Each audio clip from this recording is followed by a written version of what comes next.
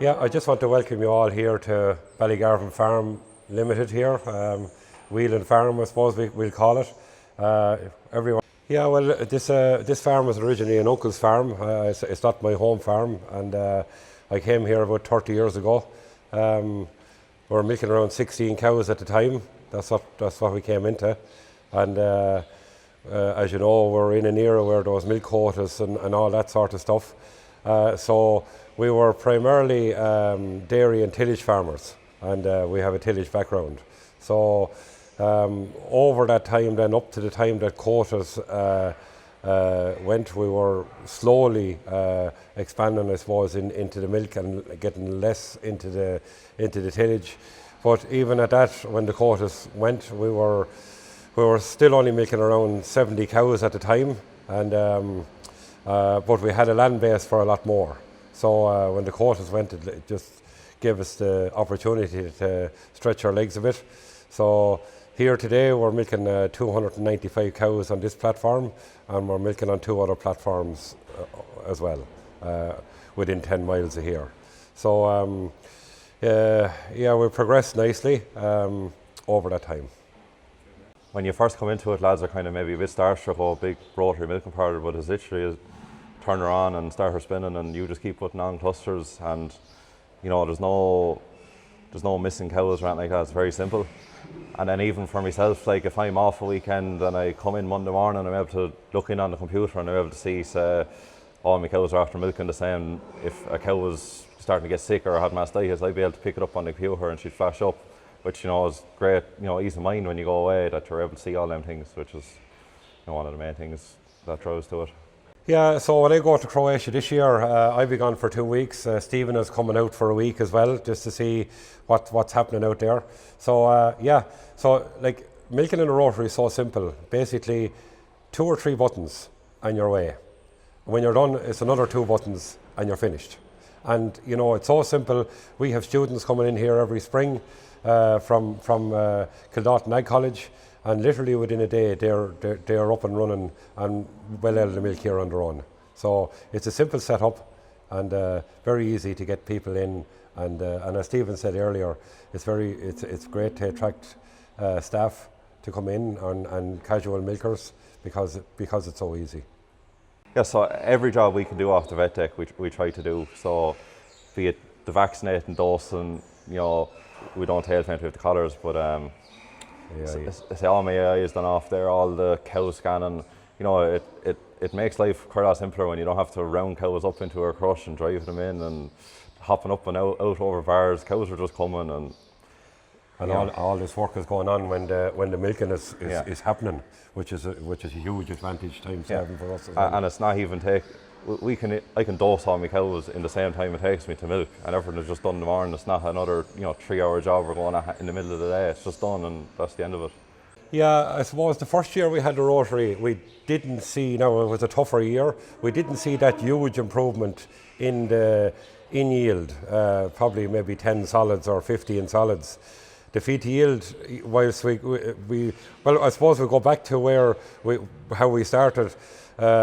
We dried off the cows here on November the 15th, and we took out a 20 unit Parlour right behind me, and by the 20th of January we were back milking again.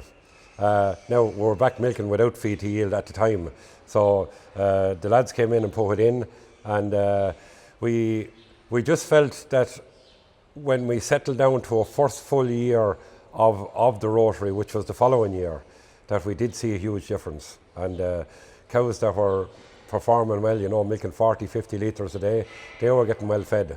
And you know, the cow that wasn't performing as good as that just were getting less.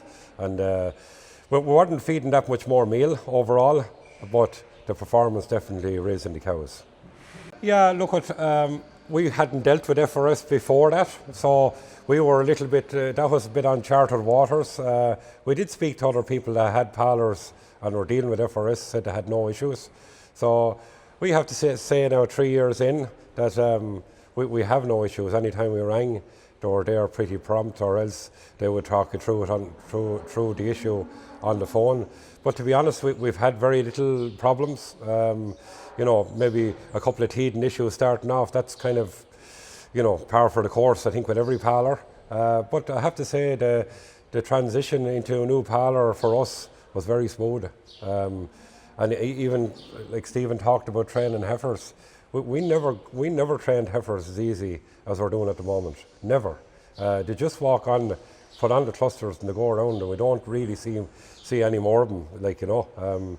So from that point of view, it just made life so much easier. I used to have the step counter on me in the other parlour, and you'd be up on 20,000, 25,000 steps nearly every day, going up and down. But now you're literally standing still. You're putting on a cluster every, I think it's 10 or 11 seconds. It's very easy, very relaxed. It's very quiet parlour. The head isn't drummed off you nearly every day. But it's like a disco going on here in the parlour. The radio's a different job. But no, it did make it definitely life an awful lot handier when it did come in. And even getting lads into milk now, the lads enjoy milking in this parlour. It's not this big daunting 3-hour task that we're nearly broke up after. They want to milk here, and that helps getting help in weekends or help in when we go on holidays. And attracting labour is always going to be difficult on a farm, but when you have things like a proper set-up parlour, that's a huge advantage. Well, when we started, they mightn't have been a must, but kind of when we weighed up our options, they were definitely, once we seen him, we kind of had to get him, say, the milk meters and the feed yield and the auto ID and all them. It just made that we mightn't need them today, but down the line we seen that there was going to be great value in them, and in picking cows, in our breeding decisions, all that comes in. So yeah, it was a must nearly at the end. Yeah, so I suppose we did look at every parlour, every company, and priced them all as well. And I suppose the thing that struck us about the GEA, that visually when we looked at the parlour, was a very strong parlour. It had the double I beam, which all the rest of them didn't have. Some of them did, and some of them didn't. And technology-wise, we would have felt that GEA would have been at least as good, if not better, than any other rival company in terms of technology. So, and obviously it comes down to price as well. And we felt that the GEA was at the time very, very competitively priced. So when we added everything up, it was just a no-brainer for us to go that direction. Yeah, I suppose I'm a worker by nature anyhow. So, definitely since we put in the Rotary, tiredness is not near an issue. You just milk the cows. You're here this morning. We started at 7. A lot of lads start at 5:30, 6 o'clock. We started around 7, and we're done just after 8 o'clock. So I think that's pretty acceptable on any dairy farm. We start here around 3:45 in the evening, and we're done around 5 o'clock. So if you want to work on after that, that's up to yourself. If you want to go in and sit down and have a beer and look at the World Cup, that's up to yourself too. But personally, I enjoy what I do. I've always loved the job, and for me, watching television wouldn't be a huge incentive to live. So I like to tip away around the farm and do bits and pieces. Yeah, look, I suppose life isn't all about farming. It's about having that work-life balance. So we have an unusual sport. We're competition plough people. Stephen completes under 28. I'm a senior ploughman, and we're heading off to Croatia there now in next month to compete in the World Championships, and it'll be my, I think, 12th or 13th time competing at the World.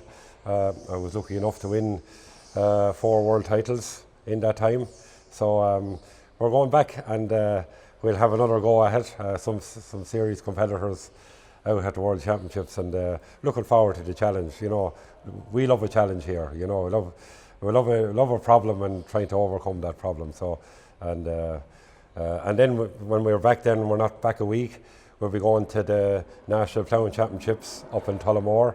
As you said yourself, you're exhibiting there, and we'll be looking forward to seeing you there. And another challenge for us as ploughing people, but also it's a great event for all exhibitors to exhibit what they're selling.